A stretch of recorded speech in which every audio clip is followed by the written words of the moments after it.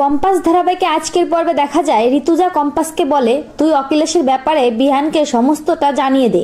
Compass বলে, আমি এখন কিচ্ছু বলবো না, ওরা আমাকে দিয়ে কোনো একটা কাজ করাতে চাই, আমি যদি মুখ খুলি তাহলে ওরা আর আমার বাবার সাথে দেখা করাবে না। এরপর ঋতুজা কম্পাসকে একটা সাদা কাগজ আর ময়ূরের পালক দেয় আর বলে, এর মধ্যে কিছু একটা আছে দেখ। কম্পাস মোমবাতি জ্বালিয়ে কাগজটি মোমবাতির উপর ধরলে অনেকগুলো লেখা ভেসে ওঠে। কাগজে অনেক ডিটেলস পায় কম্পাস এবং বলে, আমাকে মালয়েশিয়া যেতে হবে, কিন্তু এর জন্য তো আমার কাছে কোনো টাকা নেই।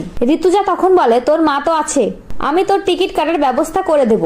এই নিয়ে তারা কথা বলতে থাকে। এরপর ঋতুজা সেখান থেকে চলে গেলে কম্পাস তখন জিতকে ফোন করে বলে, আজ 10:30টার সময় কলেজের সামনে চলে আয়, আজ সারা রাত জেগে আমরা কাজ করব। এই কথাটা বিহান শুনে ফেলে এবং মনে মনে বলে, কম্পাস জিতের সাথে সারা রাত কি কাজ করবে। অন্যদিকে অখিলেশ মাহিকে বলে, তোকে বলেছিলাম না তোর জেম্মা আর কম্পাসের উপর সারাক্ষণ নজর রাখতে, এর জন্য তোকে আমি হাত খরচা দেব। মাহি বলে, ঠিক আছে, ওর উপর আমি নজর রাখবো। এরপর অখিলেশ মুক্তিকে বলে, যে ডিটেলস আমি যত্ন করে রেখেছিলাম সেটা কোথাও খুঁজে পাচ্ছি না, ওটা কোনোভাবে কম্পাসের হাতে পড়ে যায়নি তো, সেই খোঁজ নাও। মুক্তি বলে, ঠিক আছে, তুমি এতটা উত্তেজিত হয়েও না, আমি খোঁজ নিচ্ছি। এদিকে কম্পাস কলেজে যাওয়ার জন্য বেরিয়ে পড়লে বিহান কম্পাসের পিছু নেয়। তারপর কম্পাস কলেজে এসে তার কাজ শুরু করে দেয়।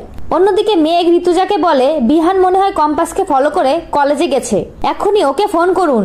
এরপর মেঘ ঋতুজার ফোন থেকে বিহানকে ফোন করে বলে, বিহান, তোর মায়ের শরীর খুব খারাপ করেছে, তোর মা শুধু বিহান বিহান বলে ডাকছে, তুমি তাড়াতাড়ি এসো। বিহান মায়ের শরীর খারাপের কথা শুনে বলে, আমি এখনই আসছি বলেই ফোনটা কেটে দেয়। তারপর ঋতুজা কম্পাসকে ফোন করে বলে, বিহান তোর পিছু পিছু কলেজে গিয়েছিল, তোর যা কাজ আছে তাড়াতাড়ি শেষ করে ল্যাবটা ফাঁকা করে দে। কম্পাস বলে, আমি আজই সমস্ত কাজ সেরে ফেলবো, পরশু তো আবার আমাকে মালয়েশিয়া যেতে হবে। এই বলে ফোনটা রেখে দেয়। এরপর বিহান বাড়িতে এসে ঋতুজাকে শুয়ে থাকতে দেখে বলে, মায়ের কি হয়েছে? পাশ থেকে মেঘ বলে, এক্ষুনি মা ঘুমালো, শুধু তোমার নাম নিচ্ছে। তখনই ঋতুজা বলে, তুই কোথাও যাস না, এখানেই থাক।